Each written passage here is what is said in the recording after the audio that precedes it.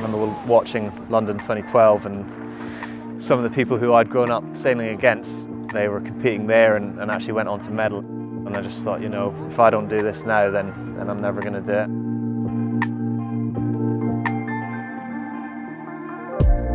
Yeah, this journey started quite a long time ago on Loch Morlich in the Highlands of Scotland.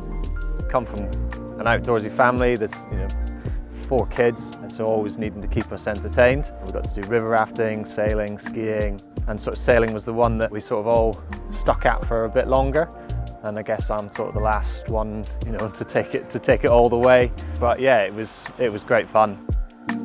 So I moved down to Weymouth, really fortunate, got picked up by someone who was looking for a crew, Nick Asher. We spent a couple of years together and I learned a lot from Nick. Yeah, he taught me a huge amount about how to campaign and how to get the most out of yourself. And then yeah, James and I teamed up together in 2014 and here we are a decade later. But yeah, it's been awesome, it's been an amazing experience and yeah, really looking forward to getting out to Marseille and putting a performance together.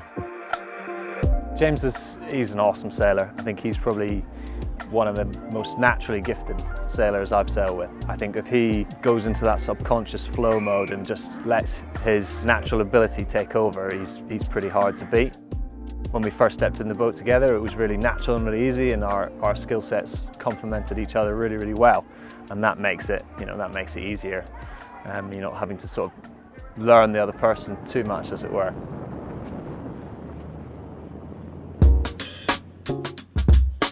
Stu Bithell is coaching us at the Olympics, and we've worked with a number of coaches over the years, and yeah, obviously taken a huge amount from various different coaches, but Stu's going to be a massive asset at the Games. He's a 2-time medalist himself. He was one of my inspirations from London 2012. I grew up sailing against Stu in the 420, and he was a bit older, he was always sort of a step ahead, and watching him in London was just like, I have to give this a go. I think going to the Olympics is massive. Think back to when I was wee and it seemed like an impossibility. There was no chance that I could go to the Olympics. And then, I guess at some stage, that impossibility turns into a bit of a dream. Not many people get to this point, and I think there's a huge amount of luck getting here. And yeah, I just want to go and make the most of it and yeah, do everybody proud. Doing the sport that we do, being on the water and actually just being an outdoorsy person, you get to see how humans have affected the planet, and in some aspects it can be quite upsetting. The other element obviously is the plastic pollution. Obviously we all try and do our bit and put plastic in the right places, but it does seem to end up in the environment, and we notice that when we're out sailing every day, and sometimes you're sort of having to avoid bits of debris and plastic floating in the water which can get caught on the foils. And yeah, it's quite sad to see. We're racing, we're trying not to get caught up in this stuff, but just from a nature point of view, how that's going into animals and potentially into the food chain as well is quite upsetting. The longer I've been doing this, the more I've thought that I'd like to be involved in something sort of having a bigger impact after sailing.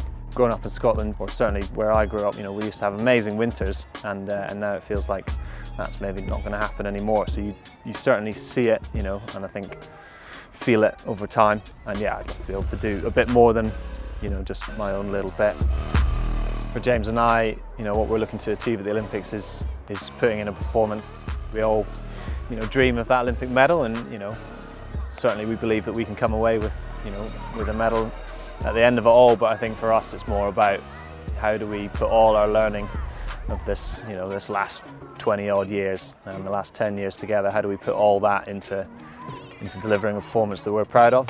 A lot of work that's gone in, not just from ourselves but from all those around us, and it'd be nice to be, repay that with something exciting at the end. But yeah, as I say, all we can do is just do our best, put in the performance that we're proud of, and we'll see what happens after that.